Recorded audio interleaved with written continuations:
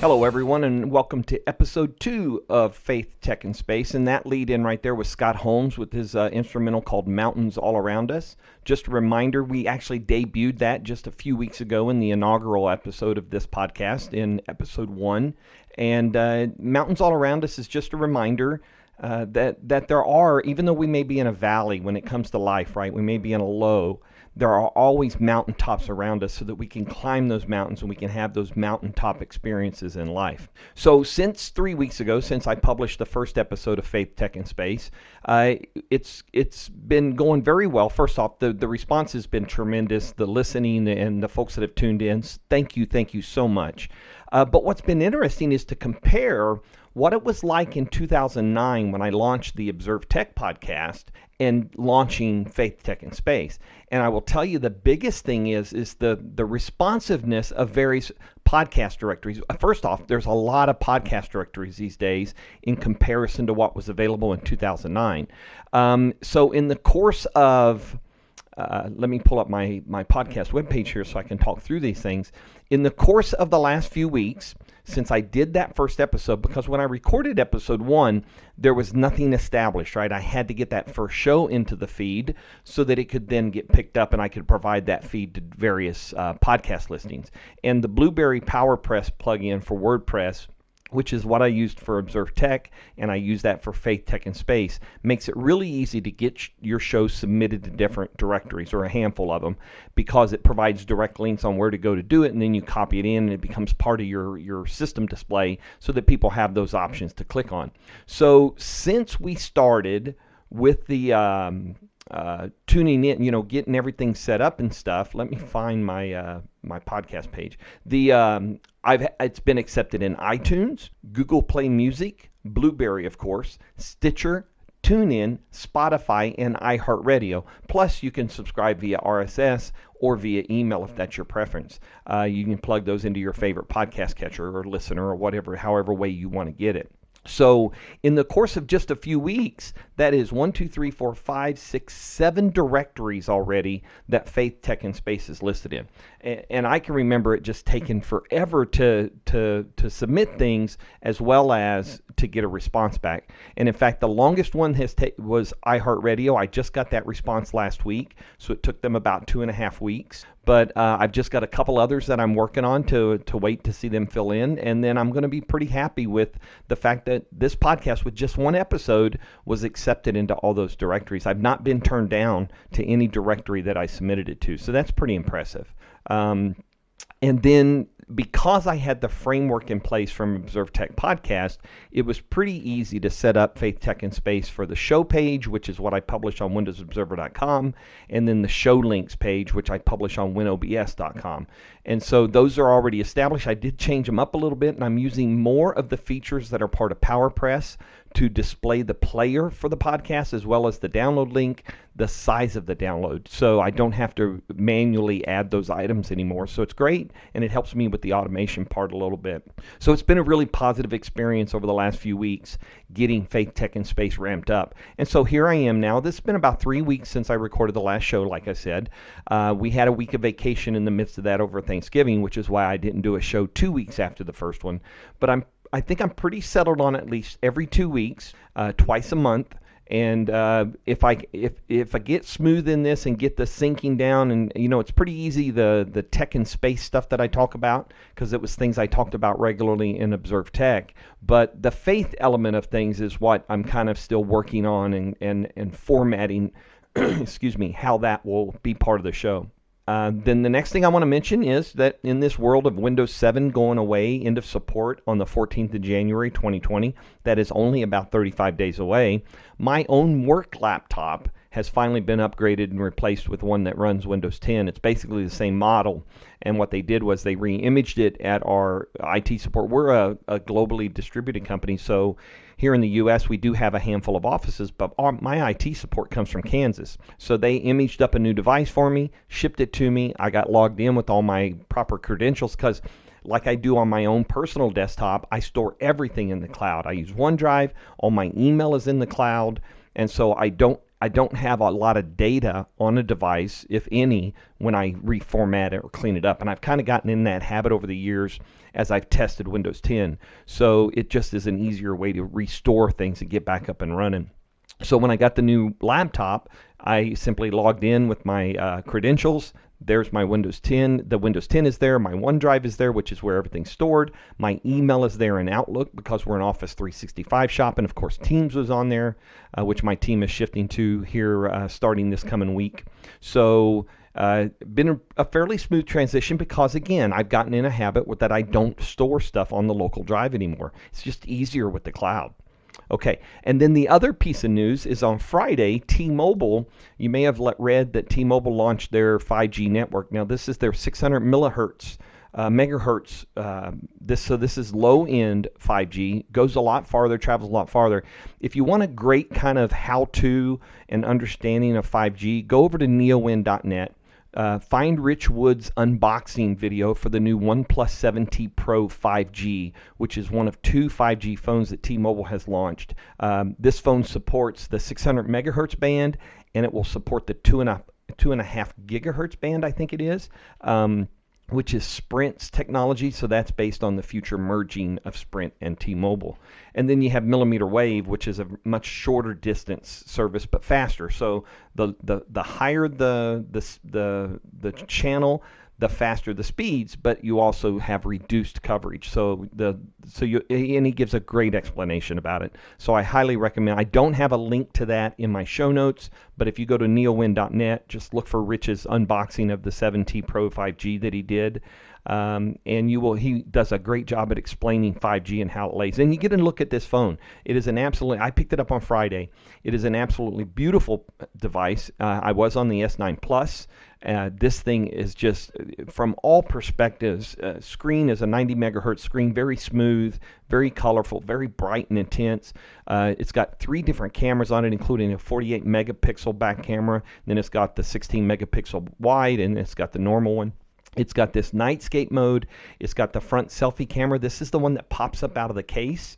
There's a video. If you go search for OnePlus 7T Pro and Cinder Block, or Concrete Block, you will find a demo video where they hang a 50-pound concrete block off of this camera being extended from the body, and it holds that 50-pound block. It's just amazing.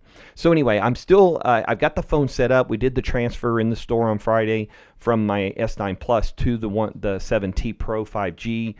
Here in my area, I don't have 5G yet. Part of the holdup in a lot of areas is the 600 megahertz channel is used for television broadcasts, and that slowly they're transitioning off of that. There is one area about an hour and a half from where I live, and in fact, I make a monthly trip to this area because I have a meeting up there, and I will be able to experience 5G directly on the phone once I do that. So we'll be exploring that, and I'll write more about that as well. All right, let's talk a little bit about faith and where we're at in this segment of the show. First off, my own personal formation. As I mentioned in episode 1, I've always had my faith. I've been a Catholic for over, it was 1987, I think, that I converted to, so 32 years. And I'm in formation to become a permanent deacon in the Catholic Church. And I'm in my first year. So we finished up about half of our first year so far. And it's a 3-year process. And I've already done 3 years of earlier education in ministry, so that is part of that process. But this formation and discernment for the next 3 years is about exploring that whether or not this call that I heard, that I understand I'm being called to, is the truth, is truly what God is calling me to do. So as I'm doing that, I'm in classes along with 7 other men who are in that same situation, and we're going through formation. So online, we're just finishing up a philosophy class. In fact, it was called Philosophy for Understanding Theology. I will be turning in my final piece of homework today, and then next week is the final exam. And I've got some preparation and work to do for that, for my study guide. And then I will be closing out my philosophy class. Then we have about a month. That's an online class. We have about a month before we pick up our next online class, which will be Sacramental Theology, and that will be focused on the sacraments of the Catholic Church, the 7 different sacraments, and their origins and their biblical elements of them, and the magisterium, the teaching of the church, and where those sacraments come from, and how they're tied into our faith. And then locally, this coming Saturday, we have our first homiletics class of about 4 this year, I think. And homiletics is about preaching, what in the Catholic Church we call a homily. And so the first class, though, is going to be focused on public speaking skills. And as I understand it from our syllabus, we're going to do a little extemporaneous speaking, unprepared, and we're just going to get a chance in front of our classmates and some of the formation team to practice our public speaking and get feedback in a safe environment. And then next month, for January and February in our local class, we are going to be actually studying canon law. Not to get a law degree or anything like that. It's a familiarization process, but we do have a fairly hefty 2,000-page commentary on canon law that we'll be using as course material. So that is kind of where we're at online and where we're at locally. And we will do this throughout the next 3 years. There are a couple periods of the year we get a little downtime. But the primary concept and focus of this, in addition to all the classes, we're also doing spiritual direction. Each of us have a spiritual director. We are doing pastoral experiences, so each year 40 hours at a minimum of a pastoral experience. This first year I'm actually doing mine with the Apostleship of the Sea, which if you're military and you're familiar with the USO, it's kind of that same concept, except it's got a faith-based origin to it. Is that you're there to support the mariners that are coming into port. We've got a couple main ports here in Jacksonville, and we have centers there where they can come and get a magazine, get on the internet, call home, watch a movie. We have snacks and some other stuff, and we give them transportation to local shopping malls and shopping centers so they can do some shopping and things like that. So I will be doing 40 hours of that this year, and then in my second and third years, I'll be doing other ministries for that. So that's kind of where we're at in this aspirancy year. It's called your aspirancy year this first year. And so if all goes according to God's will, at the end of this year, we will become candidates. We'll be presented to the bishop as candidates for holy orders. And then we will continue our second and third years leading up to an ordination in the summer of 2022. So I plan on sharing with you kind of where we're at on a class thing, just in generic terms. I'm not becoming a philosophy major. That's not the intent behind these classes. They're intended to give us some tools and familiarity with things to carry into our ministry and continue learning from. And then the one other kind of digital tech piece I wanted to mention to you was, some of you out there may read the Bible on a regular basis. I really like the paper version of the Bible. However, there are digital options, and one of them that's very popular is called YouVersion. And they actually, I forget the number. I mean, they just have a massive amount of unique users and installs. They do these things called Bible reading plans. So they are created by individuals as well as celebrities and other popular people, and not just people, to help you kind of explore the Bible and to learn more about what's in Scripture. And it supports the numbers like this 2,000 versions of the Bible in that 1,350 languages, and they release some other stats with how they're growing and how the app is growing and becoming used more and more. But the interesting tidbit here, and why I chose this link, is because they mention what they saw through their app as the most popular Bible verse that was done. It was Philippians chapter 4, verse 6, and it goes like this: "Don't worry about anything. Instead, pray about everything. Tell God what you need and thank Him for all He has done." And that is Philippians 4, verse 6. So I just thought that would be interesting to share. You can go check out the YouVersion. It's available on web. It's available on all the mobile devices and things like that. And there's just a lot of interactivity in it. And you have the ability to share from it with pictures and images of Scripture and things like that. All right, let's jump into the tech main stuff, and let's talk a little Windows Insider. Very busy week over the last couple weeks, and last week specifically because we had 2 builds land. Build 19035 and 19037 were both released to the Insider Slow and Insider Fast rings. And this is Windows 10 build 20 version 20H1, the code name 20H1. Here's the deal. we are certainly in the final stages of this version of Windows, this update of Windows being finalized. Now, they did announce formally that it's going to be called Windows 10 version 2004. That stands for the year 2020 and the fourth month of the year, April. So we don't know what the marketing name will be. It could be April 2020 update. It could be May 2020 update. It all depends on when they finalize that. But we are most certainly, there's no new features being added. They are tweaking it, they are fixing bugs, and they are adjusting things. And so this version of Windows 10 is definitely in its final stages. And in fact, what I expect to happen, since it's been moved into slow ring and slow and fast are matching builds, I expect what's going to happen is the fast ring very soon is going to become Windows 10 20H2, the second Windows 10 update for next year. That's due in the fall sometime. Now, whether that will be a cumulative update like Windows 10 version 1909 was, or what we knew as 19H2, we don't know yet. That Microsoft has not committed to that, but this new schedule, I mean, we've been testing Windows 10 20H1 now since February, so it's been under testing for at least 10 months, and it's going to get some time in slow ring to mature, gain more stability, maybe knock out some more performance bugs and things like that. So 20H1, very busy time for Windows Insiders right now. And then I wanted to make you aware that, and you probably may already know this, but Cortana has been extracted from the Windows 10 OS in 20H1 in the builds we're seeing in Fast and Slow Ring right now. And so it's a separate app. So it's undocked. It's no longer part of the taskbar, although the icon is down on the taskbar. You've got options to either type or speak to it. They've done some improvements to its email skill, the calendar skill, the window skill. There's accessibility improvements, so it's easier for everyone to use.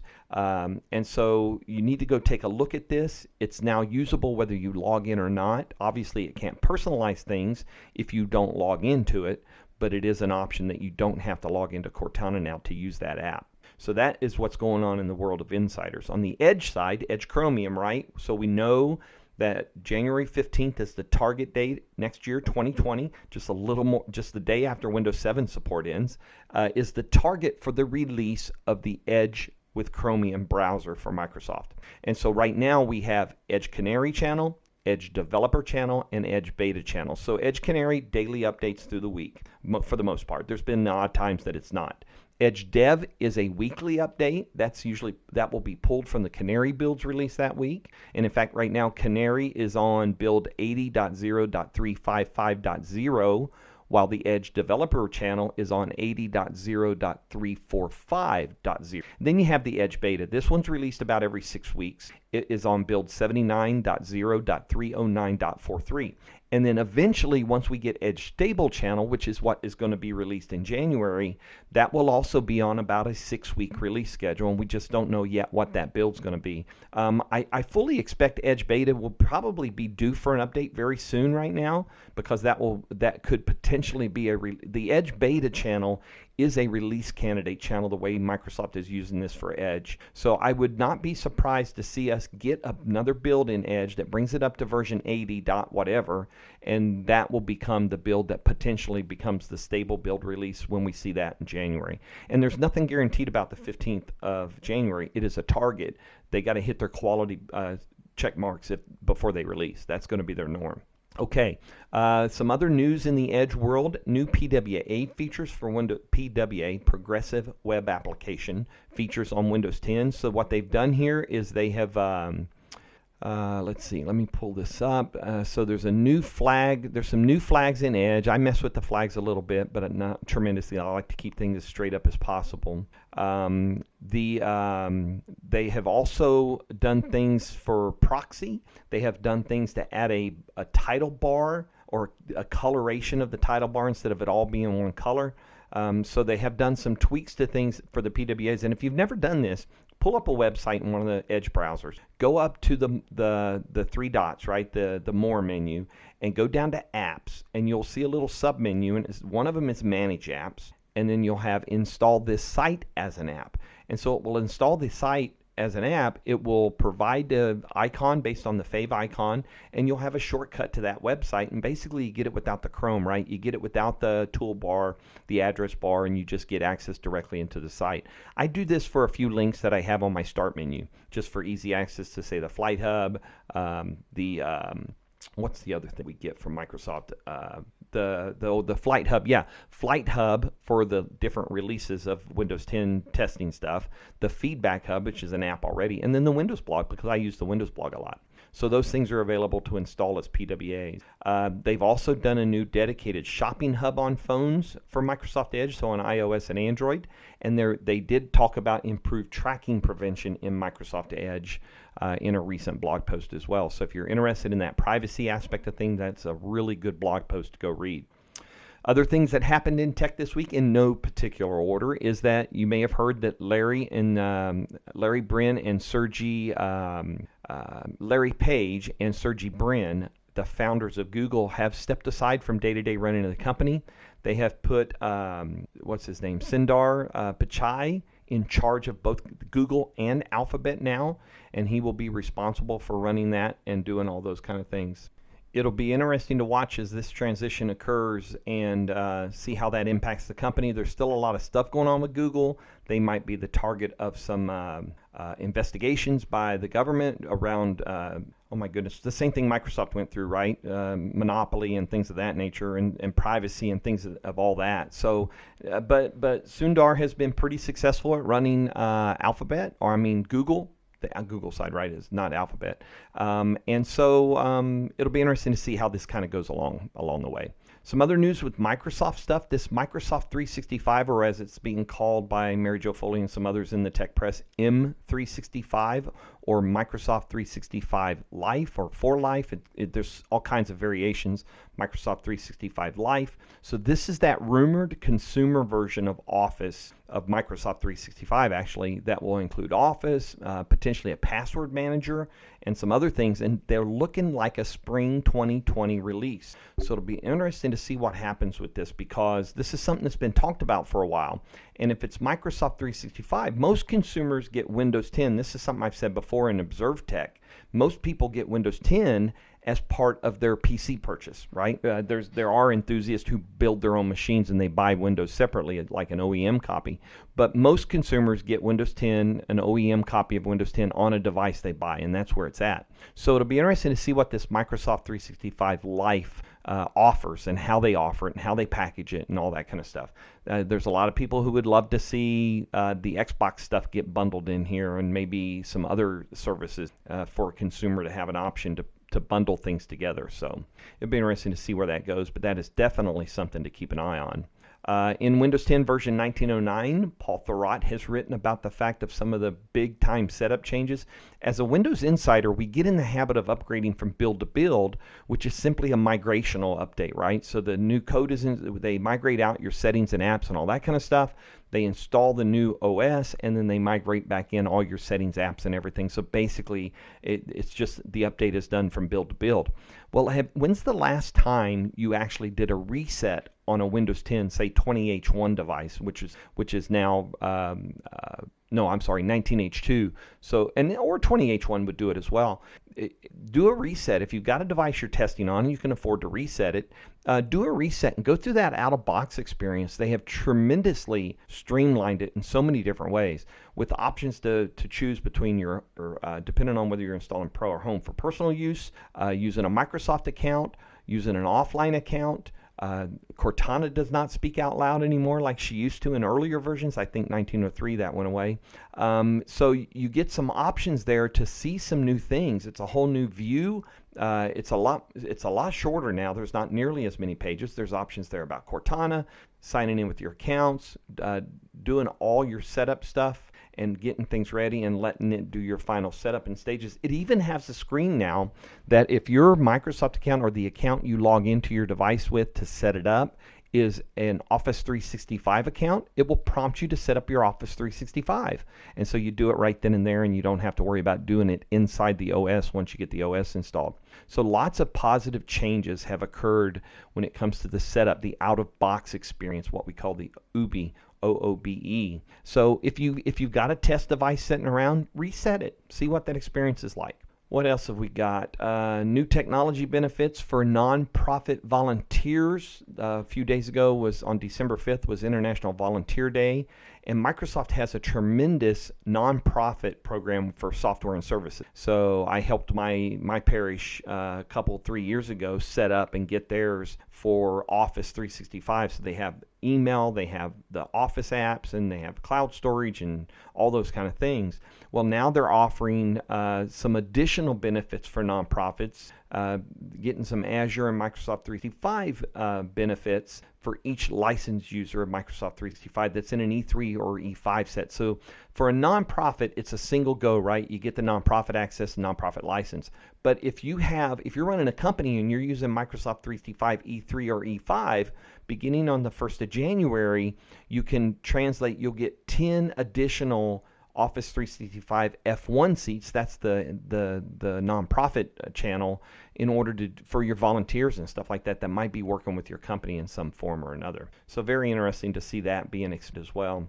Microsoft did formally announce over the last couple of weeks that they have delayed the release of the Surface earbuds.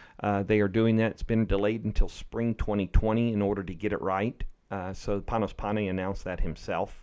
We have the elections coming up in less than a year now here in the United States, and Bing has announced their 2020 U.S. elections experience to help people kind of discern and find out what's going on with the politics and candidates and policies and things of that nature. So that is always handy to have if you are here in the U.S. and following the election. Mobile productivity. This post got so much press this past week it wasn't funny. But the guy who's in charge of design, John Friedman, wrote an article on Medium talking about their global journey, Microsoft's global journey to rethink, redesign, and align our mobile experiences. So there's a lot of work going on, and this post goes into great detail about some of the stuff they shared at Ignite, some of the stuff they shared in other places, and how they're moving their stuff forward. There's a really good video to give you an idea of how they're doing this and how they're moving things forward when it comes to design and that experience being portable, right? Being the same across devices as well. So very interesting. Got a lot of people excited this past week for sure. What else have I got? Microsoft To Do has now got multi-window drag and drop support and collaboration notifications in it. That's the To Do is the kind of becoming the core To Do option for Microsoft services in Office. Users on Windows 10 1809. This is the only disappointing part of my work Windows 10 laptop. It has arrived with Windows version 1809 on it. So as you know, the fall releases, fall feature updates for Windows 10 are 30 months of support for enterprise customers. So potentially my work laptop could be on 1809 for another 2 years. So I hope it doesn't take that long. I really like being on the front edge, but I'll have to see once we're settled in whether we have some kind of a early tester program. Maybe I can get involved in that. The Xbox stuff. Phil Spencer was talking on a stream and said that there's been a lot of talk around VR, and he specifically addressed this and said nobody is asking for VR support for Project Scarlet. Project Scarlet is Microsoft's next generation console due out next holiday, so about a year from now, give or take. Very powerful device. In fact, some other news broke in the last couple of weeks about a kind of mid-level Project Scarlet that I forget the code name for it, but that there would be a slightly lesser powered and scoped out device that would be available as well. Xbox Game Pass for console. Halo Reach has been released for PC back last week. And if you're on Xbox Game Pass for console or Xbox Game Pass Ultimate, you now have Halo Reach as part of the Halo the Master Chief Collection. And there's some other games. I mean, if you are an Xbox Game Pass subscribers, the apps and your console will keep you up to date on what's going on. But there is just a ton of movement into Game Pass. That means games that are available for you under that subscription, but also a small number that are moving out because of probably for low usage. But all kinds. The big one this last cycle was Halo Reach. This is the first time you've had Halo on PC. It's available through the Xbox app, and so installing on Windows 10. It's available through Steam. In fact, the day it released, it became Steam's most downloaded or played or something type level of interaction. So it hit good with a lot of different people. And I've played it on Windows 10. They have updated it. It's got better graphics. It's got it just looks great. It plays well on Windows 10. I've not yet tried it on any other devices to see how it kind of fits in there. But someday I may give that a shot on a lower end, maybe Surface Book 2, maybe Surface Laptop 3, maybe. There's no big graphics on there, but we'll see how that goes. Windows, let's see, Samsung. So everybody knows that there's the Project xCloud, right? I now finally got my xCloud invite a few weeks ago. I also have console streaming from the console. And in fact, over Black Friday, I took advantage of a deal with some credits I had with Best Buy. I've now upgraded from the Xbox One S to the Xbox One X. Finally, yeah, I know it's 3 years, 4 years, 5 years, however long it is. That's kind of how I go on things. I am a later upgrader than most. So anyway, Samsung Now is a feature that lets you play games from your phone, on your phone from your PC. I've not explored it. I've not dived into it. I just thought it was interesting because this is something Microsoft is really doing well with, even though it's still in preview. The experience of playing games like Forza Horizon 4 or Ace Combat Fighter 7 or Madden 20 is amazing on the phone, playing over the network, either over wired or over the cellular network. It's an amazing experience. It's even better than console streaming is on my own home network. So, it is, and now Samsung wants to get into that for their phones as well. And their phones are supported with Project xCloud and console stream, because that comes through the app, the Xbox app. Cortana services, I already mentioned that there are changes happening with that, so be aware that you are going to see changes as that happens and goes on down the road with Cortana. Developers on Windows, you're not being forgotten about. Along with the release of 19H2, more information is coming out about developing on Windows using things like Windows Terminal, Windows Subsystem for Linux, doing debugging. They got intro to the different developer tools, Power Toys, and some other great features that are available for you as a developer. So check that out so you can stay up to date with what's going on in the world. The big plus with Windows 10 version 1909, which was formerly known as 19H2, is because it's just a cumulative update. It is what anything you had prepared for up to 1903 development-wise still will work perfectly with 1909 because they didn't have to redo all that infrastructure for the developers. So that's a big plus for those folks. Amazon Music has announced a free tier available on mobile devices. So if you are an Amazon Music fan and you want to try it out, you can get access to this free ad-supported selection of content on their mobile app, though. Okay, so that's kind of the key. And then they have the ability for you to upgrade that to Amazon Music Unlimited subscription. I'm on Spotify Unlimited, so I'm really happy with Spotify and where I'm at with that. But the free version of this, the free option of this is a good thing. And if I'm not mistaken, Spotify has done the same thing. They've opened up its free tier to Amazon Alexa devices. So before you couldn't stream your free Spotify to say a Dot or an Echo or a Show or anything like that. Now you can with Spotify. I've never checked Amazon Music to see if the free tier is available on their devices either. I just never checked on that before. Amazon, speaking of them, they have filed a court case against the government because of the awarding of the JEDI contract to Microsoft. I guess that's been about a month or so ago. So that is going to be a battle in the courts for a while. This contract is a 10-year contract worth a very pretty penny, and it is to provide upgrades, infrastructure support, and end-user endpoint support for the military, for the different branches of the military Department of Defense. So there's still a lot going on in that area. We heard more about Apple working on a successor for iTunes on Windows 10. You might recall that they changed things up to a point, I think, where they canceled or got rid of iTunes on the Mac with the latest OS update, and now there's a question. iTunes still works on Windows 10, but the question is what will replace it, if anything will replace it, because these days it's handy for syncing things, from the phone to your computer, but it's not necessary anymore for doing activations. And now with cloud storage, you can actually move stuff pretty easily without having to put a wire between two devices. Spotify is now curating suggested podcasts in a new personalized playlist based on your listening habits. So if you're a podcast listener and you use Spotify, which, oh, by the way, Faith Tech and Space is listed on Spotify now, you can actually get a curated suggestion list of podcasts if you're looking for new content to listen. What else have we got here? We've got One UI. One UI is Samsung's interface for their Galaxy phones. So the S10, the S9, Note 9, things of that nature. Only the 10 models have been getting the One UI beta, and this is also would move them from Android 9 to Android 10. But recently they announced that the S9 devices, so the 9s, the Note 9, the S9, the S9 Plus, would get the opportunity to move and start testing Android 10 as well.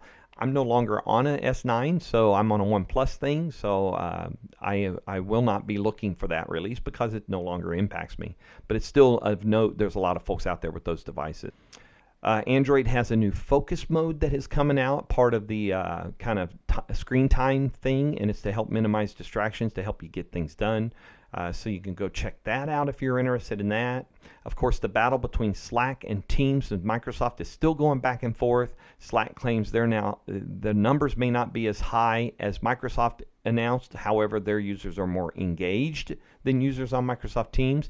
Even saw a quote from the Slack CEO that said they're learning that users move out of Teams and go to Slack to be productive, whatever that might mean. T-Mobile and Comcast showing off some new technology for fighting robocalls. Bring it on. We need to fight the robocalls. They drive me crazy, like they do many of you. So there's some information from the T-Mobile newsroom about this announcement and how it's going to work, and how I think this is eventually going to become ubiquitous to your carrier, that this is going to be something that is handled by, that everyone will be participating in. The OnePlus 7T Pro McLaren, I got a link in here to a story that I caught because the person writing about it talked about it being the phone they want to buy. Don't forget, when I mentioned the McLaren earlier today, I mentioned Rich Woods from Neowind. Go see his unboxing because he really gives a great explainer about 5G and how it kind of has 3 different bands and how that's all kind of coming out. But it also gives you a great look at the McLaren, at the OnePlus 7T Pro McLaren 5G phone from T-Mobile. A good story here from Ed Bott, as usual. But this one is about the fact that the PC was supposed to have died a decade ago, but instead it's kind of seen a resurgence, right? We officially heard from the New Republic. We heard from other people joined in on that, and CNN and Forbes and all these people back in those days were talking about the death of the PC. And what we're seeing today is a very opposite thing that's happened. In fact, the ecosystem has become so diverse. The form factors have gotten so much better. Now, I can remember working retail at Best Buy when touch was just becoming a thing, and we just got Windows 8, and we didn't have a whole lot of touch devices at the time. Most OEM devices were plasticky, kind of horrible feeling devices. These days, we're getting either higher quality plastic or, in other cases, metal, and just really nice form factors, 2-in-1s, convertibles, all those kind of options, detachables, things of that nature. And so it is most certainly not died off like they said. The landscape, as Ed points out, has become more competitive. The hardware has become better. Devices are thinner and lighter. Touchscreens and 2-in-1s are the common aspect now compared to 10 years ago. Solid state storage is standard in most devices now. No more spinning drives, but SSDs. Battery life has improved. The ports have evolved. We've seen those old VGAs and HDMIs and display ports become, what we used to have full-size Ethernet and 1394 points. And a couple of USB Type-C connectors now. Even Surface devices, the latest ones, are USB-C. It's changing there. Software and services have changed tremendously in the last 10 years. And of course, the OEMs have been forced to kind of rethink things and to be more creative, because Microsoft with Surface, for instance, has laid out a plan for what are good devices, how they work, how they look, how they handle, all of that. So really good story there from Ed about the kind of last 10 years and the obituary that never got written. Office apps for Windows 10 Mobile, end of support on Windows Phone. So if you use the Office apps on Windows Phone, you are losing that support. In fact, Windows Phone support ends in like 2 days. I think Tuesday they're going to probably release the final updates for the latest version of Windows 10 Mobile, and that will be the last release for that platform because it goes out of support. If you get the chance, go read about this California Consumer Privacy Act, CCPA. It is, you've heard about the General Data Protection Regulations, GDPR, in Europe, in the EU. This is something very similar for California. And the discussion around this, it got passed a couple months ago, but it's I guess recently been implemented or kind of come into the limelight. But there's a lot of talk about whether or not this CCPA, this California Consumer Privacy Act, can become kind of the GDPR for the U.S. and could it be adopted across all 50? So it'll be interesting to see that because I think a lot of work has to be done in privacy and data protection and all that kind of stuff. It gets a lot of attention and focus. So I would not be surprised to see something come out at a state level from more states as this act gets out there and starts to be used more. On the social media front, let's see, Twitter PWAs can now translate profile bios, save searches, and do a whole lot more. So they've made improvements. You know that Twitter basically maintains a single progressive web application, and that is what we see on iOS. It's what we see on Android. It's what we see on Windows 10. It's what we see on any device that we pull up Twitter on that supports progressive web application. They also rolled out their new hide reply feature to everybody. I was testing that about 6 weeks ago. So that is available, although you hide the replies to one of your tweets. When somebody goes to that tweet stream, they get a big pop-up that says a response has been hidden by the originator of the original tweet. And so people can find out that you hit a reply. So I'm not quite sure how that is, depending on the type of the reply, I'm not sure how that is a plus or minus, but it's out there. And then they also announced, I got to also add that Twitter has recently, I think, gotten much better about filtering the words and the things that you don't want to see on Twitter in your timeline. Used to be just your notifications. I'm now seeing them happen on all of my timeline. And they're labeled now that says this is not shown, this tweet's not shown because of something you blocked. This tweet's not shown because of something you muted. So it's doing a lot better at not throwing that stuff in front of you if it's not directly addressed to you in a notification or something like that. So pretty impressive to see that improving. It's still pretty toxic on Twitter, but if you curate your following, you can put yourself in a pretty good place. I'm really happy with what I've curated on Twitter myself and who I interact with and who I follow and who I track on. It's a constant thing. You have to be doing it all the time. Twitter also announced that they were going to delete all inactive accounts of 6 months or older starting this month. However, after a little bit of an uproar about that, they are providing some further clarification. So there's a lot of people a lot of Twitter accounts, people have memorialized them because of the death of someone. And so they're not active accounts anymore, but they also don't want to see them deleted. I wouldn't be surprised to see Twitter introduce a feature similar to Facebook's where an account can be memorialized and it can be left there intact and not be disturbed. That's kind of the digital world we live in, right? You want to talk about, there's a connection there from faith and tech in that the reason why we remember our dead and we pray for our dead is that we want to remember them and all of that, and we want them. So when they have a physical presence, there's a gravestone and things like that. But a lot of people tend to have a digital presence in the world these days. And many would like that to be memorialized because it represents who they were in life. So I would not be surprised to see Twitter adopt something very similar to Facebook in being able to have that same capability with accounts. That way they don't get inactivated and things like that, and somebody else could potentially pick up that username. I think it's an important consideration in our digital world. All right, Facebook letting users, this is pretty cool. It's just being tested in Ireland, but Facebook will soon allow you to transfer all your pictures from Facebook right to Google Photos. I'd love to see that go to other things, but I can get photos off of Google Photos and put them in my place of preference, which is OneDrive. So I really like this idea of being able to export those photos that I've shared over the years and have access to them. And of course, you can go to Facebook and download your data, and they're there as well. But this seems like a way to put them in your permanent library and have them just there as photos. On the space front and things that are going on, SpaceX was busy this week. They launched a rocket, first time use of a booster. third time use of a Dragon cargo capsule. It docked with the International Space Station after a beautiful launch a few days ago from Cape Canaveral from Space Launch Complex 40. I think 40 or 41 is SpaceX is down there. But I was able to step out of my front door 120 miles away and catch the plume. Unfortunately, a daytime launch. Would have loved to have seen a night launch, but they successfully landed that booster. This is one of their new boosters, so it could be used potentially up to 10 times, but that is the third time for the Dragon capsule, cargo capsule, to go up there. SpaceX and NASA have both now set a test for the Crew Dragon in-flight abort. So let me see, no earlier than January 4th. So Boeing, on the other hand, has a launch scheduled on the 17th of this month, so about 9 days from now, to do their in-flight abort. This is actually to send. This is not an in-flight abort.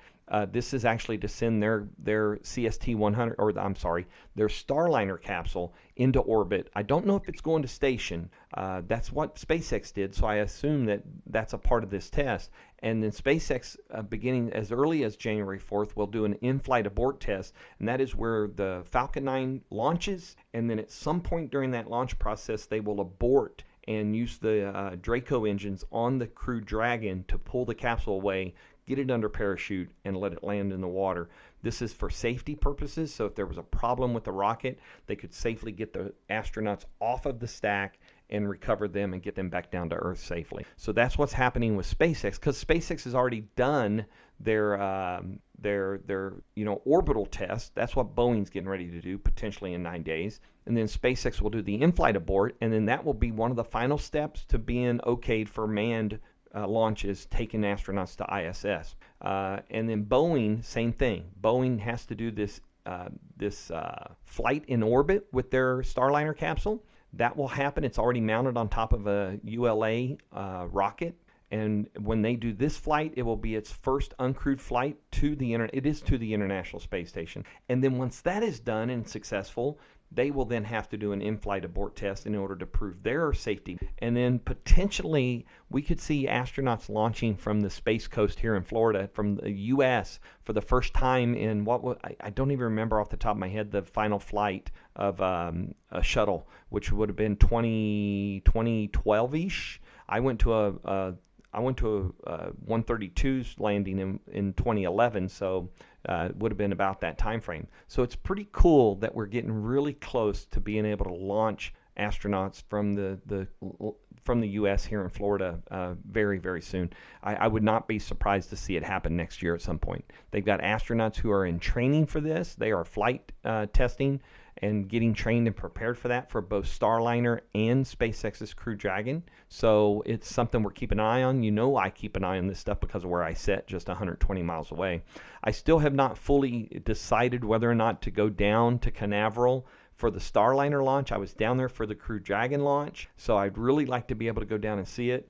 So I can see it in person, kind of thing. But it is a very early morning launch, so I have to decide how that kind of fits in with things. So that's kind of where we're at with Faith, Tech, and Space this week. Episode 2.